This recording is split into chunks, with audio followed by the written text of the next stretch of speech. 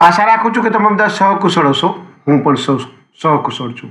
આજે 23 April 2026નું current affair લઈને તમારા માટે હાજર થઈ ગયો છું. તો ચાલો મોડું ન કરતા આજનો વિડીયો શરૂ કરીએ છીએ. એની પહેલાં કહેવા માંગીશ કે ચેનલ પર નવા છો તો સબસ્ક્રાઈબ કરીને રાખજો. વિડીયો ગમે તો એક લાઇક કરી દેજો અને ભાઈબંધ દોસ્તાર ફેમિલી મેમ્બર સાથે આ વિડીયો શેર જરૂર કરજો, જે પણ ગવર્મેન્ટ એક્ઝામની તૈયારી કરતા હોય.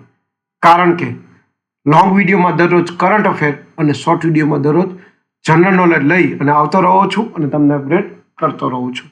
તો ચાલો મોડું ન કરતા આજનો વિડીયો શરૂ કરીએ. 23 એપ્રિલ 2026 કરંટ અફેરનો પહેલો પ્રશ્ન. ભારતના 95માં ચેસ ગ્રાન્ડ માસ્ટર કોણ બન્યા? સાચો જવાબ છે અર્વાચય ઘોષ. બીજો પ્રશ્ન છે, ભારતનું 99મું રામસર સ્થળ જાહેર કરવામાં આવ્યું. સાચો જવાબ છે રેખા તળાવ પક્ષી અભયારણ્ય. ત્રીજો પ્રશ્ન છે, સુબોરી મહોત્સવ ક્યાં ઉજવાયો? સાચો જવાબ છે આસામમાં. ચોથો પ્રશ્ન છે, ગરિયા પૂજા ઉત્સવ ક્યાં ઉજવાયો? સાચો જવાબ છે ત્રિપુરા. પાંચમો પ્રશ્ન છે, આસામ રણજી ક્રિકેટ ટીમના નવા મુખ્ય કોચ તરીકે કોની નિમણૂક થઈ? સાચો જવાબ છે કિરણ પવાર. છઠ્ઠો પ્રશ્ન છે, અંગ્રેજી ભાષા દિવસ દર વર્ષે ક્યારે ઉજવાય છે? સાચો જવાબ છે 23 એપ્રિલ.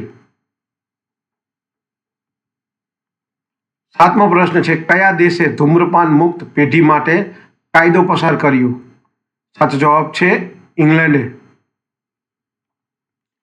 આઠમો પ્રશ્ન છે, કેલમારિયા ગાર્સોનિસ નામનો નવો સાપ ક્યાં શોધાયો? સાચો જવાબ છે મેઘાલય. નવમો પ્રશ્ન છે, વિશ્વ જલવાયુ નેતા સંમેલનમાં ગ્લોબલ ગ્રીન આઇકનથી કોને સન્માનિત કરવામાં આવ્યા? સાચો જવાબ છે સંતોષ કુમારને.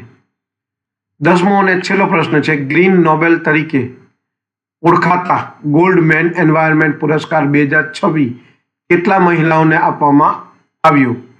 સાચો જવાબ છે 6 મહિલાઓને. તો આ હતા 23 એપ્રિલ 2026ના કરંટ અફેર અને તેના જવાબો.